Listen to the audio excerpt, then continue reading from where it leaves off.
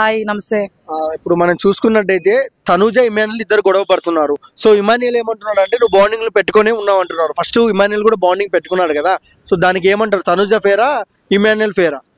యాక్చువల్గా ఇప్పుడు బాండింగ్స్ విషయంకి వస్తే ఇప్పుడు తనుజ గారు భరణి గారు వీళ్ళంతా పెట్టుకోవడం వల్ల చాలా పెద్ద ఇష్యూలు అయినాయి. ఎలిమినేట్ అయ్యేదాకా వెళ్ళిపోయింది. అదే ఇప్పుడు సంజన గారు ఇమాన్యుల్ గారు బాండింగ్ ఉంది. వాళ్ళది ఎక్కడైనా సరే ఏమైనా జరిగిందా, ఎవరి నోట్లైనా పడిందా? లేదు కదా. సో అంటే ఇక్కడ తెలుస్తుంది ఎవరిది ఏ బాండింగ్ అని చెప్పి. అతిగా ఎవరు చేస్తున్నారు, అతిగా ఎవరు చేయట్లేదని. ఇవన్నీ పక్కన పెడితే ఇమాన్యుల్ గారు మాత్రం లాస్ట్ టైం మాత్రం అలా నామినేట్ చేయడం కరెక్ట్గా తనుజ గారిని, అర్థమవుతుందా? బట్ ఈసారి మాత్రం తనుజ గారు ఇలా నామినేట్ చేయడం చాలా వర్స్ట్ థింగ్. ఎందుకంటే అది రివెంజ్ లెక్క చేసింది, అర్థమవుతుందా? మాట్లాడుకుంటే అక్కడే మాట్లాడేసారు, నాగార్జున గారు క్లియర్ చేస్తారు కదా, అది అయిపోయింది కదా, మళ్ళీ ఎందుకు చేయడం? ఓకేనా, ఇదొక పాయింట్. అండ్ నెక్స్ట్ వన్ వచ్చేసి అక్కడ తనుజ గారిని ఏకైక వ్యక్తి ఒకరు పారేస్తున్నారంటే అది ఇమాన్యుల్ గారు మాత్రమే. ఇది నిజం.